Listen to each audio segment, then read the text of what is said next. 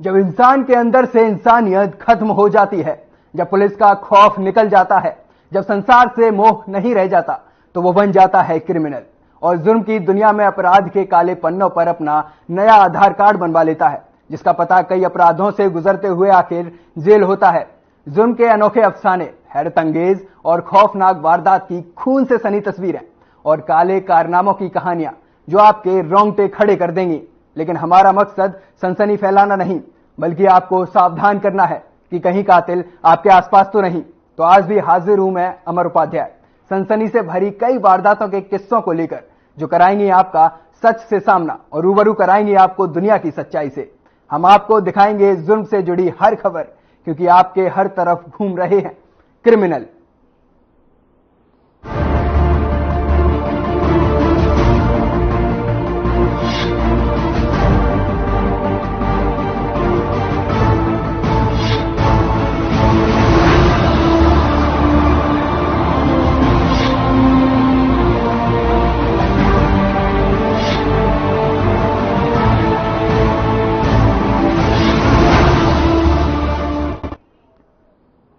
ये चौंका देने वाली खबर अंबाला से है, जहां दो सगी नाबालिग बहनों के संदिग्ध परिस्थितियों में शव मिलने से इलाके में हड़कंप मच गया, जिसके बाद हर कोई अपने अपने तरीके से ये कयास लगा रहा है कि आखिर इन दो सगी बहनों की मौत हुई कैसे।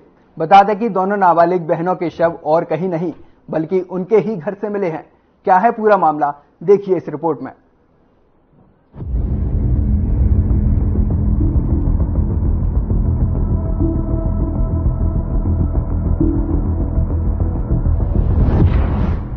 दो नाबालिग बहनों के संदिग्ध हालत में मिले शव, एक के गले पर निशान, दूसरी के मुंह से निकल रहा खून। वारदात के बाद इलाके में फैली सनसनी। अंबाला शहर के नाहन हाउस इलाके में दो बहनों के संदिग्ध हालत में शव मिले हैं, जिसके बाद इलाके में डर भरा माहौल पैदा हो गया। 11 साल की योगिता और 6 साल की अमायरा दोनों ही सगी बहनें थी और नाबालिग भी, जिसके बाद शव मिलने की सूचना पुलिस को मिली और मौके पर पहुंचकर पुलिस ने जांच शुरू कर दी। बताया जा रहा है कि जब दोनों के शव मिले तो एक के गले पर निशान मिले तो दूसरे के मुंह से खून निकल रहा था, जिसको लेकर परिवार ने हत्या की आशंका जताई। इसको लेकर लड़कियों के भाई ने बताया कि उनमें से कोई भी घर पर नहीं था। उनकी सुबह इलाके के ही एक लड़के के साथ बहस हुई थी और वो नशेड़ी किस्म का युवक है। परिजनों को उसी पर हत्या का शक है। मैं पापा के साथ वैसे काम पे चला गया था, आज फ्री था और मैं घर पे अपना फोन लेने आया था, फोन घर रह गया था। मैंने आगे देखा दोनों सिस्टर गिर रखी थी कमरे में। एक लड़का हमारे घर गाली निकाले गया था सुबह आके, हमें उसी पे शक है पूरा। वो इस बात से आएगा घर में। क्या नाम है उसका? नाम नहीं पता, हमारे मोहल्ले का ही है, शराबी नशेड़ी है। पैसों का इल्जाम डाल रहा था हमारे, झूठा पैसे लेने हैं मैंने। वहीं पुलिस हर एंगल से जांच कर रही है, जिसके तहत पुलिस ने दोनों के शवों को कब्जे में लेकर जांच शुरू कर दी है। इस मामले को लेकर अंबाला की एएसपी सृष्टि गुप्ता ने क्या कुछ कहा, आइए आपको सुनाते हैं। जी, आज हमें सुबह सूचना मिली थी कि दो बच्चियां, एक 7 साल की, एक 11-12 साल की, जिनका नाम अमायरा और योगिता है, वाल्मीकि बस्ती में रहती थी, उनकी डेड बॉडी मिली। उनकी डेड बॉडी उनके भाई को मिली, तो हमें सूचना मिली और अब हम 2-3 लोगों पे शक है, तो सारे एंगल्स को एक्सप्लोर करते हुए इन्वेस्टिगेशन जारी है। अभी हमने बॉडीज को पोस्टमार्टम से भी भेजा है, पोस्टमार्टम से भी कॉज ऑफ डेथ थोड़ा क्लियर हो जाए, हमारी इन्वेस्टिगेशन और बढ़िया तरीके से प्रोसीड करता है। फिलहाल इस वारदात के बाद से ही इलाके के लोग डरे हुए हैं कि अगर ये हत्या है तो वो सब भी सुरक्षित नहीं है और खासकर इस घटना के बाद इलाके में रहने वाले लड़कियों के माता पिता बहुत डर गए हैं। उन्हें एक ही डर सता रहा है कि क्या उनकी बेटियां अब वहां सुरक्षित हैं या नहीं। वहीं इसके बाद से ही पुलिस तेजी के साथ जांच में जुटी हुई है और जल्द ही आरोपियों को पकड़ने की बात कर रही है। Bureau report.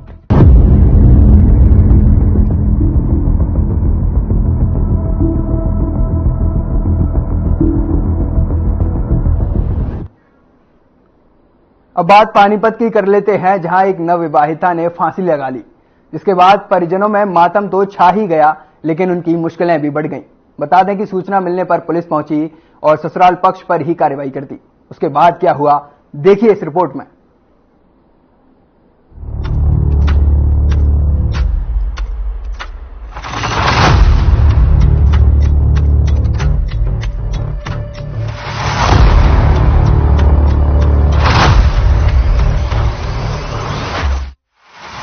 पानीपत में नवविवाहिता ने फांसी लगाकर की आत्महत्या। पत्नी के मायके आने जाने पर पति ने लगाई थी रोक। मृतक महिला ने 7 महीने पहले की थी कोर्ट मैरिज।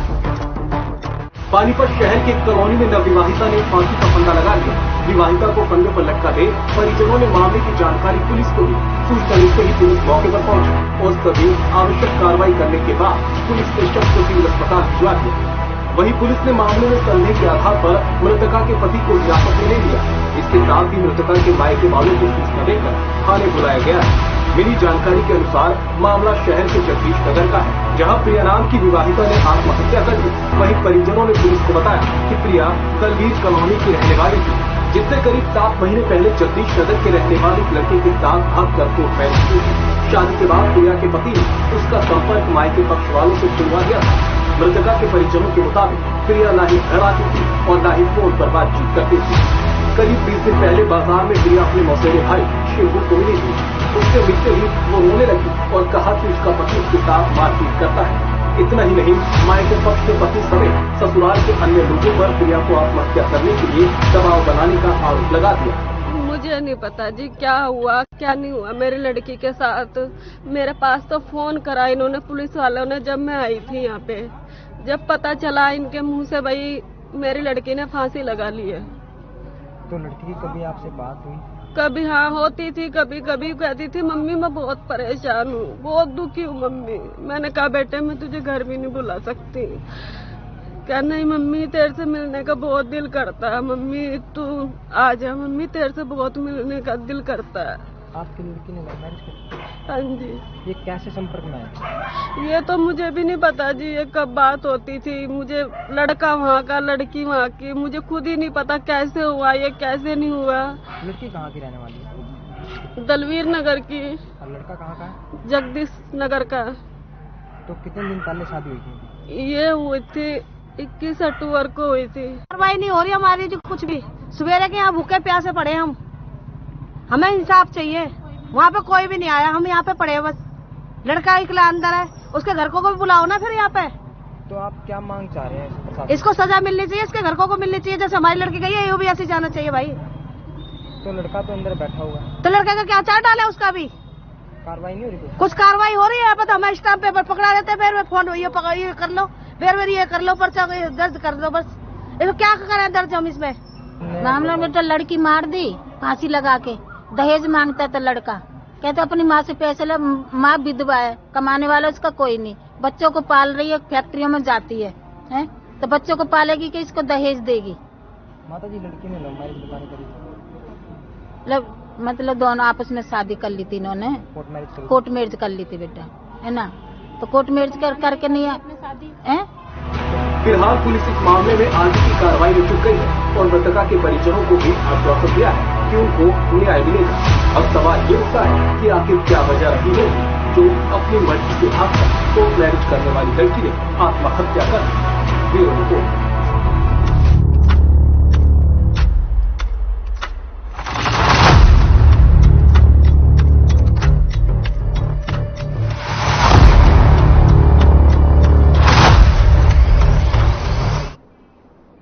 खबर रेवाड़ी से है, जहां एक दुष्कर्म की पीड़िता की हत्या होने का मामला सामने आया है। इस वारदात के बाद से इलाके में सनसनी फैली हुई है। आपको बता दें कि महिला की हत्या का आरोप और किसी पर नहीं बल्कि उसके साथ दुष्कर्म करने वाले युवक पर लगा है। वहीं युवक महिला के साथ दुष्कर्म करने का आरोपी भी निकला है। क्या है पूरी रिपोर्ट, देखिए हमारी इस रिपोर्ट में।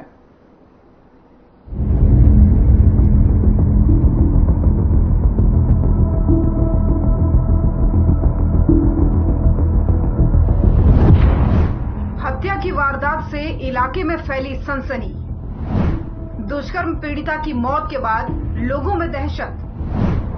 हत्यारे ने कानून व्यवस्था का खुलेआम बनाया मजाक। जब कानून में कोई व्यवस्था न हो, जब पुलिस प्रशासन पूरी तरीके से लापरवाही पर उतर आए, जब पीड़ित की गुहार को बार बार अनसुना किया जाए, तब मुजरिमों के हौसले हो जाते हैं बुलंद और घटती है ऐसी वारदातें। जी हां, पूरा मामला रेवाड़ी जिले का है, जहां एक दुष्कर्म पीड़िता महिला की हत्या किए जाने का मामला सामने आया है और हत्या का आरोप महिला के साथ दुष्कर्म करने वाले आरोपी पर ही लगा है। जानकारी के मुताबिक आरोपी रात के अंधेरे में महिला की वेशभूषा बनाकर पीड़िता के घर में घुस आया और वारदात को अंजाम दिया। बताया जा रहा है कि वारदात के वक्त महिला का भाई भी घर पर ही था, लेकिन आरोपी ने उसके कमरे में कुंडी लगा दी। जब घटना की खबर पुलिस को लगी तो पुलिस ने महिला के शव को कब्जे में लिया। मृतक महिला रेवाड़ी के खोल थाना एरिया के एक गाँव की रहने वाली थी। मृतका का भाई सोनू बताता है कि वो अपनी बहन के घर आया हुआ था जब उसका जीजा पेट्रोल पंप पर नाइट शिफ्ट की ड्यूटी में गया हुआ था। तब सोनू ने बताया कि आरोपी युवक ने घर में घुसते ही सबसे पहले जिस कमरे में वो सोया हुआ था उसकी कुंडी बाहर से बंद की। उसके बाद से उसकी बहन पर ईंट और अन्य धारदार हथियारों से हमला किया। वारदात को अंजाम देने के बाद से आरोपी मौके से भाग निकला। मृतका के परिवार के मुताबिक आरोपी सुधीर पर पहले से ही कई आपराधिक मामले दर्ज हैं। आरोपी ने पीड़िता के साथ भी दुष्कर्म की वारदात को अंजाम दिया था। दुष्कर्म के मामले में 15 दिन पहले ही उसके खिलाफ केस दर्ज कराया गया था। तो वहीं आरोपी की गिरफ्तारी को लेकर परिवार के लोग एसपी से भी मिले थे। इतना ही नहीं, पीड़ित परिवार ने आरोपी की गिरफ्तारी की अर्जी के लिए कोर्ट में भी अपील की थी, लेकिन इससे पहले ही आरोपी ने पीड़िता की हत्या कर दी। तो वहीं वारदात को लेकर खोल थाना एसएचओ लक्ष्मी नारायण ने बताया कि पुलिस की टीम पूरे मामले की जांच में जुटी है। सुधीर के खिलाफ आज 6 FIR थी और जो कि मुझे अगर कमरे में बंद नहीं करता, अगर मैं बाहर निकलता तो ये मुझे भी जान से खत्म कर देता सबूत के तौर पे। और जो कि ये सरेआम खुला घूम रहा है, कोर्ट में भी धमकी दे के गया था कि जो तुम्हें कुछ करना है कर लो, मैं जान से मार के जाऊंगा। इसने आज अपनी बात वो हकीकत में बदल दी और उसने कर दिया। और पुलिस के खिलाफ कोई कार्रवाई नहीं कर रही है। खोल थाना पुलिस शिकायत दर्ज करवाई है और आज भी करवाई है। एसपी साहब के सामने भी पेश हो लिए हैं। उन्होंने भी ये कहा था जो कुछ करूंगा मैं करूंगा। एसपी साहब ने भी कुछ नहीं करा, खोल थाना वाले ने भी कुछ नहीं करा। रेवाड़ी की ये वारदात कहीं न कहीं पुलिस प्रशासन पर बड़ा सवाल खड़ा करती है। सवाल यह है कि दुष्कर्म जैसे जघन्य अपराध के आरोपी को काबू पाने में पुलिस को इतना समय कैसे लग गया कि दुष्कर्म के आरोपी ने पीड़ित महिला की निर्मम हत्या ही कर डाली। क्या पीड़िता के परिवार की एसपी से लगाई गई गुहार भी नाकाफी थी? क्या हमारी कानून व्यवस्था इतनी चरमरा गई कि अब प्रशासन पीड़ितों को इंसाफ की बजाय अपराधियों के हौसले बढ़ाने का काम करेगा? ये सोचने का विषय है। Bureau report.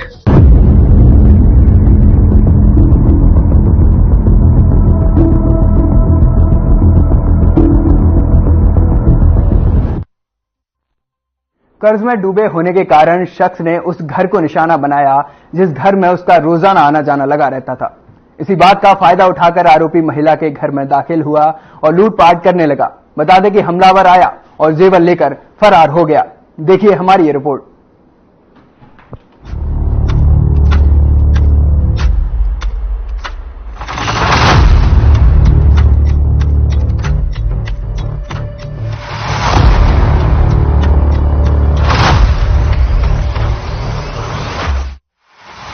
साइबर सिटी में भरोसे का कत्ल।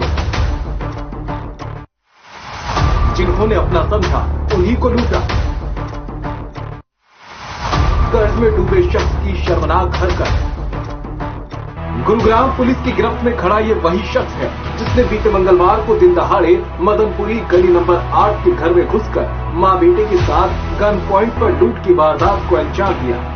दरअसल आरोपी की मां और पीड़ित महिला की आपस में गहरी दोस्ती थी, जिस कारण आरोपी का पीड़ित परिवार के घर आना जाना बहुत आम बात थी। पीड़ित महिला बेफिक्र सोने के जेवर पहनती थी। उसे क्या पता था कि आरोपी की नजर उसके गहनों पर है। बस फिर क्या था, इसी बात का फायदा उठाकर आरोपी महिला के घर में दाखिल हुआ और लूटपाट करने लगा। महिला को बचाने के लिए जब उसका बेटा आया तो आरोपी ने मां बेटे दोनों की साथ मारपीट की, जिससे महिला गंभीर रूप से घायल हो गई और आरोपी महिला के जेवरात लेकर फरार हो गया। इसी लूटपाट को लेकर उद्योग विहार के एसीपी नवीन कौशिक ने क्या कहा, आइए आपको सुनाते हैं। ये जो 23 तारीख को करीब 4 साढ़े 4 बजे घर में घुस के जो हेलमेट पहना हुआ था और मास्क मतलब मुंह पे पट्टा बांधा हुआ था, कपड़ा टाइप, तो उसने गन नुमा कुछ दिखा के और लूट करी थी, चेन जिसमें गुट्टी और ये चीज़ें, कड़े, कंगन, जो कि लूट के ले गया था। 3 मोबाइल फोन जो डरा के, और चाकू भी था उसके पास। तो उसमें एक महिला को चोट भी लगी थी। तो उसके बाद ये सब लूट के भाग गया था वहाँ से। तो मामला ये है। तो कहाँ से गिरफ्तारी हुई सर? क्या कुछ प्रोफाइल है? क्या कुछ इसने डकैती मारी थी? कितने का सोना या जो भी कैश जो लेकर गया था वो कितना था, और क्या कुछ रिकवरी हुई है? देखो, अभी इसमें कैश की तो कुछ ऐसा नहीं था। ज्वेलरी लेके गए थे, मोबाइल फोन लेके गया था ये। तो जो बाइक लेके आया था, बाइक पे भी आगे की नंबर प्लेट उसने हटा रखी थी, और पीछे वाली भी उसने कुछ मोड़ रखी थी, तोड़ रखी थी वो भी।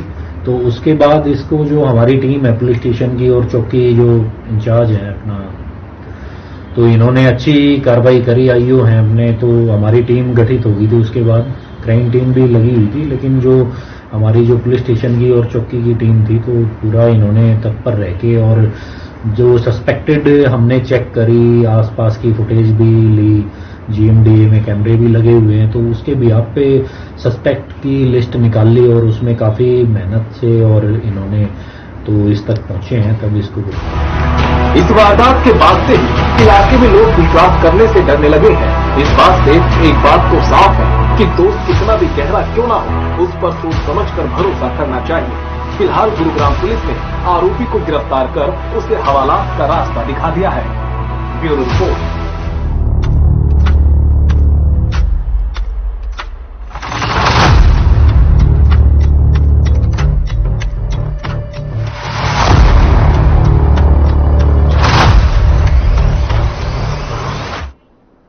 और रुकते हैं एक छोटे से ब्रेक के लिए। जल्द हाजिर होंगे वारदात भरी नई खबर के साथ। तब तक के लिए देखते रहिए क्रिमिनल।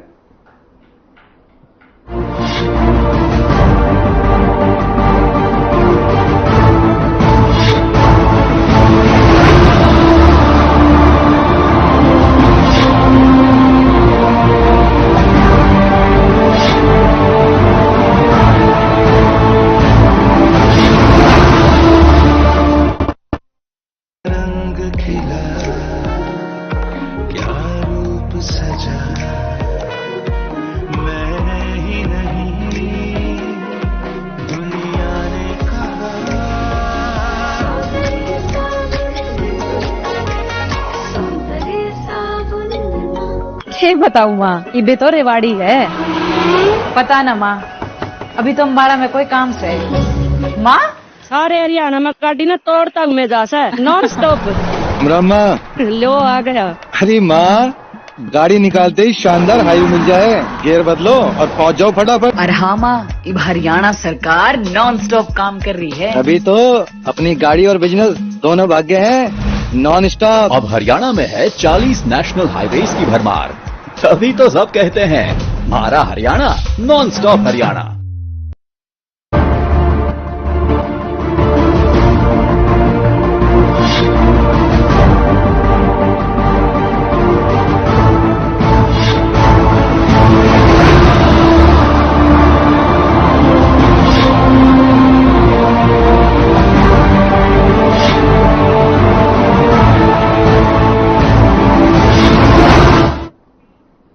और ब्रेक के बाद एक बार फिर से आपका स्वागत है। आप देख रहे हैं क्रिमिनल। खबरों में आगे बढ़ते हैं। नशे के खिलाफ प्रशासन लगातार अभियान चला रहा है। पुलिस कभी छापेमारी तो कभी चेकिंग अभियान चलाकर अपराधियों को पकड़कर जेल की सलाखों के पीछे डाल रही है। खासकर पुलिस का उद्देश्य ये है कि कैसे भी करके युवा पीढ़ी को इस नशे के दलदल से फंसने से बचाया जाए। ऐसा ही एक मामला कुरुक्षेत्र से सामने आया है, जहां पुलिस ने नशे के खिलाफ अभियान चलाते हुए 2 आरोपियों को गिरफ्तार करने में सफलता हासिल की है। देखिए ये रिपोर्ट।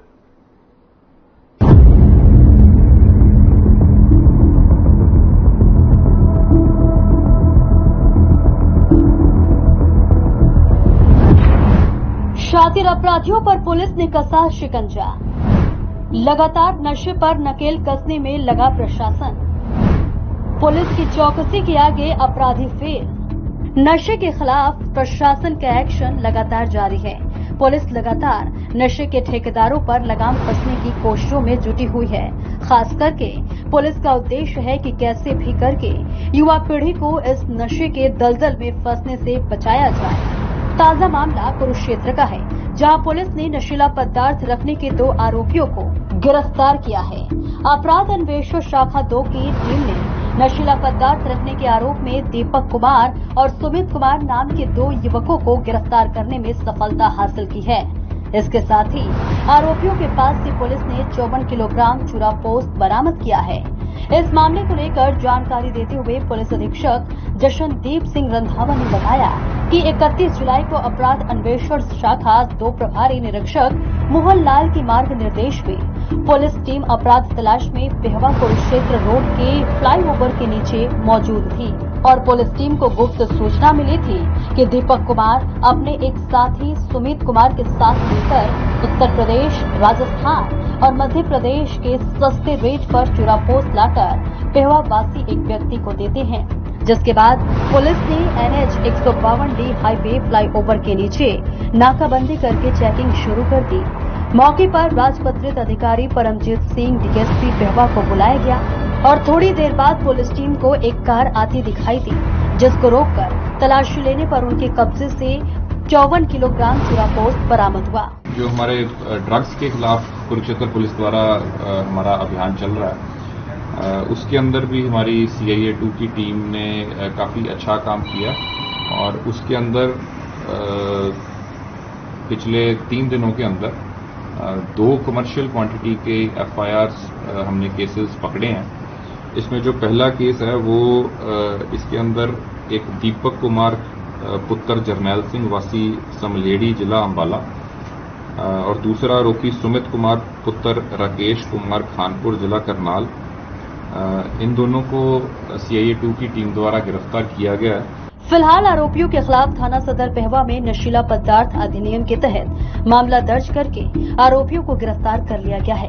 पुलिस का ये काम सराहनीय है और इसी को लेकर सब जगह उनकी तारीफ भी हो रही है। Bureau report.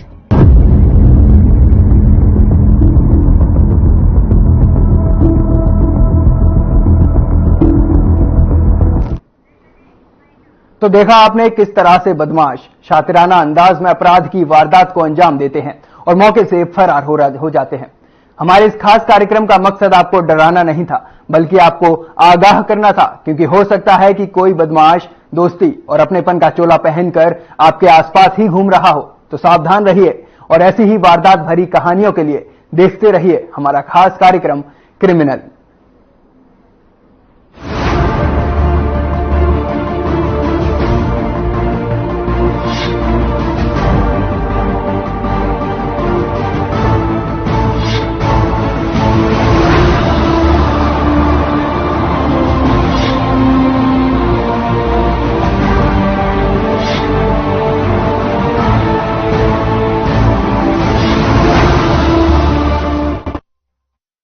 टिकट के दावे